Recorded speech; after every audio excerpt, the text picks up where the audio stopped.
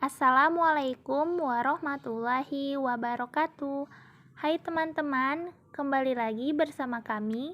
Kami dari kelompok 2 yang beranggotakan Al-Munawir Mubarok, Bella Sepia Lubis, Helmi Windadamani, Lia Pradita, dan Miftah Haridah Pane. Pada video pembelajaran kali ini, kita akan membahas tentang motivasi dan kepemimpinan. Disimak baik-baik ya teman-teman. Materi pembahasan kita pada kali ini ada 8. Yang pertama, pengertian kepemimpinan. Yang kedua, jenis-jenis kepemimpinan. Yang ketiga, tugas-tugas pemimpin.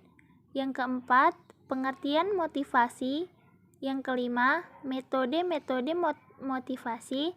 Yang keenam, teknik motivasi. Yang ketujuh, faktor-faktor yang mempengaruhi motivasi. Dan yang terakhir, hubungan kepemimpinan dan motivasi. Kita masuk pada pembahasan yang pertama, pengertian kepemimpinan. Menurut Lao Tzu, pemimpin yang baik adalah seorang yang membantu mengembangkan orang lain sehingga akhirnya mereka tidak lagi memerlukan pemimpinnya. Menurut Davis and Willey, pemimpin adalah seseorang yang mendirikan suatu posisi manajemen atau seseorang yang melakukan suatu pekerjaan memimpin. Sedangkan menurut Pancasila, pemimpin harus bersikap sebagai pengasuh yang mendorong, menuntun, dan membimbing asuhannya.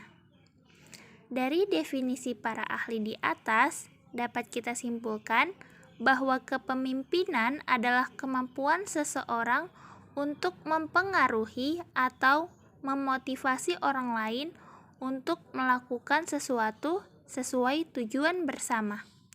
Kepemimpinan meliputi proses mempengaruhi dalam menentukan tujuan organisasi, memotivasi perilaku pengikut untuk mencapai tujuan, mempengaruhi untuk memperbaiki kelompok dan budayanya. Pembahasan yang kedua yaitu jenis-jenis kepemimpinan. Yang pertama ada gaya kepemimpinan otokratis. Gaya kepemimpinan otokratis atau otoriter memusatkan kekuasaan penuh pada pemimpin. Biasanya para bawahan tidak diberikan kebebasan untuk menentukan tujuan mereka sendiri. Dalam arti, keputusan pemimpin bersifat mutlak, tidak bisa diganggu-gugat, dan anggotanya tidak diberi kesempatan berpendapat. Yang kedua, ada gaya kepemimpinan demokratis. Dalam konsep kepemimpinan demokratis, bawahan mempunyai peranan penting dan dilibatkan dalam setiap keputusan. Setiap bawahan diberikan tugas dari atasan sesuai dengan kemampuan atau keahlian masing-masing. Yang ketiga, gaya kepemimpinan birokrasi. Pemimpin tidak hanya bertugas sebagai atasan, tapi juga harus memastikan bahwa semua aturan dipatuhi oleh karyawan. Kepemimpinan birokrasi ini cukup efektif untuk memantau hasil kerja rutin dari para karyawan. Jadi, sekiranya ada karyawan yang malas-malasan atau tidak menunjukkan kinerja baik, atasan bisa segera mengambil sikap. Yang keempat, gaya kepemimpinan karismatik. Seorang pemimpin karismatik memiliki rasa kepercayaan diri yang kuat, sehingga mampu mempengaruhi anak buahnya. Dengan pembawaan seperti itu, pemimpin karismatik akan membuat orang kagum, yakin, dan benar-benar percaya. Yang kelima, gaya kepemimpinan inovatif. Gaya kepemimpinan inovatif lebih mengarah pada perusahaan yang memproduksi produk, layanan, dan jasa. Tipe pemimpin seperti ini akan mengarahkan setiap karyawan memiliki ide-ide segar demi kemajuan perusahaan. Di sisi lain, ia akan menerapkan prinsip trial and error dan berani mengambil risiko apapun dalam setiap keputusan. Yang keenam, gaya kepemimpinan partisipatif. Partisipatif merupakan gaya kepemimpinan yang mengarah pada kepercayaan dan loyalitas dari bawahan ke pemimpin. Dalam hal ini, baik pimpinan maupun bawahan akan terlibat bersama menentukan kebijakan dan aturan lainnya.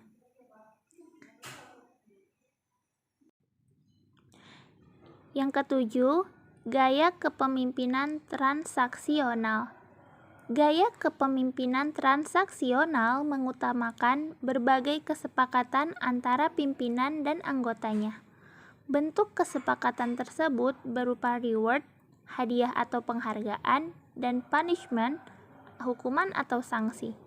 Kesepakatan ini akan memancing semangat para anggota bekerja sebaik-baiknya untuk memperoleh penghargaan. Sementara bagi mereka yang tidak sanggup mencapai tujuan, maka harus siap menerima segala bentuk sanksi. Yang kedelapan, gaya kepemimpinan delegatif. Hampir mirip dengan gaya kepemimpinan demokratis, di mana seorang atasan memberi kepercayaan pada tim yang ia pimpin. Dari sini dapat terlihat bagaimana cara pemimpin meningkatkan kerjasama antara dirinya dan anggota tim dalam menyelesaikan tugas. Sembari bekerja sama, pemimpin tipe ini bisa sekaligus mengawasi jalannya sistem agar tidak kebablasan. Umumnya, cara memimpin seperti ini ditemukan pada perusahaan startup yang masih berkembang. Yang kesembilan, gaya kepemimpinan situasional. Macam gaya kepemimpinan yang selanjutnya adalah gaya kepemimpinan situasional.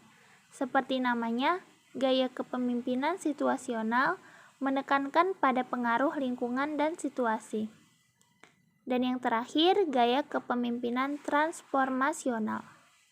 Secara sederhana, kepemimpinan transformasional diartikan sebagai proses mengubah dan mentransformasikan individu menuju perubahan.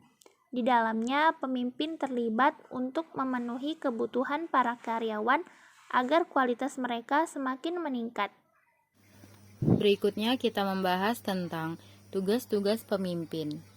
Menurut pandangan Profesor Dr. Haji Arifin Abdurrahman, tugas seorang pimpinan yang utama sebagai berikut. Yang pertama mengantarkan, yang kedua mendidik, ketiga mengetuai, yang keempat memberikan bimbingan dan pimpinan yang baik, yang kelima memelopori, 6 menggerakkan bawahan, yang ketujuh memberi petunjuk. Adapun tugas-tugas seorang pimpinan yang dikemukakan oleh Profesor Dr. Sarwono Prawirojo adalah sebagai berikut. Yang pertama menerjemahkan atau menyampaikan dan merancang serta memimpin pelaksanaan putusan-putusan yang diambil oleh pihak atasan. Yang kedua mengatur prosedur dan tata tertib pekerjaan dari mereka yang bekerja di bawahnya. Ketiga, mengawasi kemajuan dalam pekerjaan di bawah pimpinannya. Yang keempat, mengatur koordinasi antara usaha-usaha di bawah pimpinannya. Dan yang terakhir, mempercayakan atau menyerahkan beberapa wewenang tanggung jawab kepada orang bawahannya. Yang berikutnya kita membahas tentang pengertian motivasi. Menurut Hamalik, pengertian motivasi merupakan perubahan energi dalam diri atau pribadi seseorang yang ditandai dengan timbulnya perasaan dan reaksi untuk mencapai tujuan. Sedangkan menurut Sardiman, pengertian motivasi merupakan perubahan energi dalam diri seseorang yang ditandai dengan munculnya feeling dan didahului dengan tanggapan terhadap adanya tujuan. Adapun menurut Mulyasa, pengertian motivasi merupakan tenaga pendorong atau penarik yang menyebabkan adanya tingkah laku ke arah satu tujuan tertentu. Peserta didik akan bersungguh-sungguh karena memiliki motivasi yang tinggi. Secara umum, definisi atau pengertian motivasi dapat diartikan sebagai suatu tujuan atau pendorong dengan tujuan sebenarnya tersebut yang menjadi daya penggerak utama bagi seseorang dalam berupaya dalam mendapatkan atau mencapai apa yang diinginkannya, baik itu secara positif ataupun negatif. Selain itu, pengertian motivasi merupakan suatu perubahan yang terjadi pada diri seseorang, yang muncul adanya gejala perasaan, kejiwaan, dan emosi sehingga mendorong individu untuk melakukan atau bertindak sesuatu yang disebabkan karena kebutuhan, keinginan, dan tujuan. Pembahasan berikutnya mengenai metode-metode motivasi. Beberapa pendekatan mengenai motivasi yaitu pendekatan tradisional, pendekatan relasi manusia, dan pendekatan sumber daya manusia. Pendekatan yang baik adalah pendekatan sumber daya manusia. Sangat besar bagi upaya menciptakan tujuan organisasi dalam mencapai kesuksesan. Ada yang pertama, metode langsung. Adalah motivasi yang diberikan secara langsung kepada setiap individu karyawan untuk memenuhi kebutuhan dan kepuasannya. Jadi, sifatnya khusus seperti memberikan pujian, penghargaan, bonus, piagam, dan lain sebagainya. Yang kedua, ada motivasi tidak langsung. Adalah motivasi yang diberikan hanya merupakan fasilitas-fasilitas yang mendukung serta menunjang gairah kerja atau kelancaran tugas, sehingga para karyawan betah dan bersemangat untuk melakukan pekerjaannya. Proses memotivasi pada dasarnya adalah bagaimana perusahaan mendorong agar para karyawan mau memberikan input yang mereka miliki agar tujuan perusahaan tercapai. Untuk mendorong karyawan, perusahaan menghubungkan input yang diberikan dengan hasil yang diharapkan oleh para karyawan melalui kinerja yang mereka tunjukkan. Yang berikutnya kita bahas tentang teknik motivasi. Teknik motivasi yang dapat dipakai oleh pemimpin menurut Verma dapat dinilai sebagai berikut. Yang pertama, manifest. Artinya, nyatakan ruang lingkup tugas yang harus dijalankan pada saat pendelegasian. Yang kedua, open. Artinya, bangkitkan percaya diri ketika pendelegasian tugas. Yang ketiga, tolerance. Artinya, toleransi terhadap kegagalan mau dan belajar dari kesalahan, karena pengalaman adalah guru yang terbaik. Yang keempat, involve. Artinya, semua pihak terkait dalam pekerjaan meningkatkan rasa diterima dan komitmen. Yang kelima, value. Artinya, nilai yang diharapkan dan diakui dalam kinerja yang baik.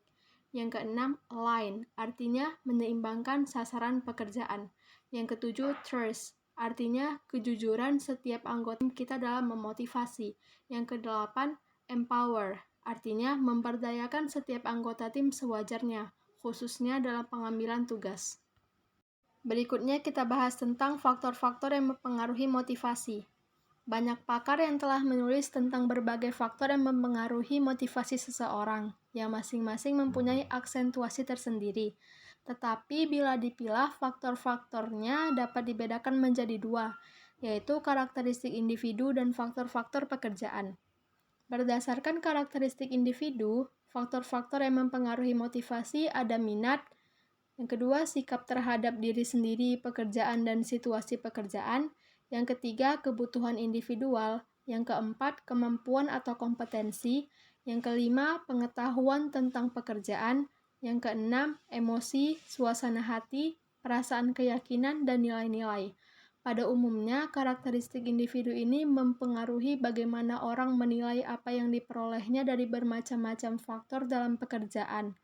Bila faktor-faktor dalam pekerjaan cocok dengan karakteristik individu, orang cenderung termotivasi dalam menjalankan tugasnya.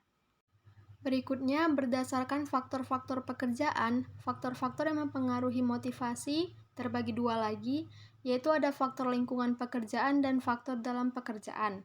Berdasarkan faktor lingkungan pekerjaan, ada gaji dan benefit yang diterima, yang kedua kebijakan-kebijakan perusahaan, yang ketiga hubungan antar manusia, yang keempat kondisi pekerjaan, seperti jam kerja, lingkungan fisik, dan sebagainya, yang kelima ada budaya organisasi.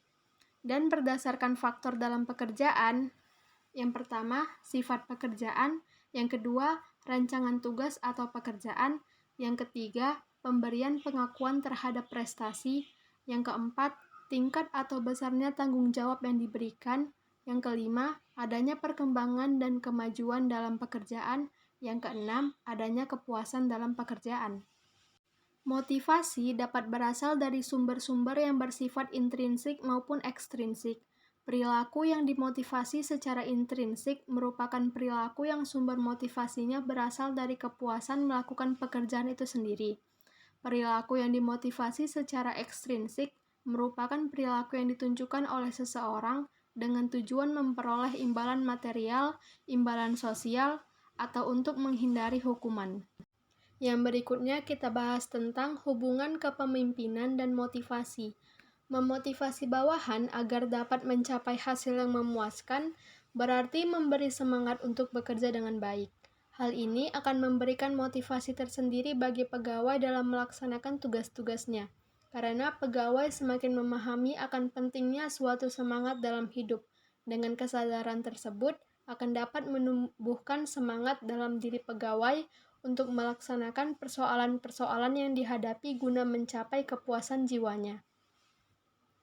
Adapun tujuan seorang pemimpin dalam memberikan motivasi kepada bawahannya, yang pertama mendorong gairah dan semangat kerja karyawan, yang kedua meningkatkan moral dan kepuasan kerja karyawan, yang ketiga meningkatkan produktivitas karyawan, yang keempat mempertahankan loyalitas dan kestabilan karyawan perusahaan, yang kelima meningkatkan kedisiplinan dan menurunkan tingkat absensi karyawan, yang keenam mengefektifkan pengadaan karyawan, yang ketujuh meningkatkan suasana dan hubungan kerja yang baik, yang kedelapan meningkatkan kreativitas dan partisipasi karyawan, yang kesembilan meningkatkan tingkat kesejahteraan karyawan, yang ke-10 mempertinggi rasa tanggung jawab karyawan terhadap tugas-tugasnya, yang ke-11 meningkatkan efisiensi penggunaan alat-alat dan bahan baku.